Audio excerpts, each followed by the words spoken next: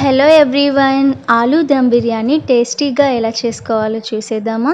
ఇలా పెద్ద పీసెస్లా కట్ చేసుకున్న ఆలూలోకి 2 స్పూన్స్ అల్లం వెల్లుల్లి పేస్ట్, హాఫ్ స్పూన్ పసుపు, 1 స్పూన్ సాల్ట్, 3 స్పూన్స్ కారం, 1 స్పూన్ ధనియాల పొడి, half spoon jeera powder, half spoon garam masala, half spoon మిరియాల పొడి, half spoon chicken masala, half spoon chicken biryani masala, కొద్దిగా ఆయిల్, కొత్తిమీర, పుదీనా వేసుకొని బాగా మిక్స్ చేసుకున్నాక కర్డ్ మిర్చి వేసి బాగా మిక్స్ చేసుకొని మ్యారినేట్ చేసుకోవాలి.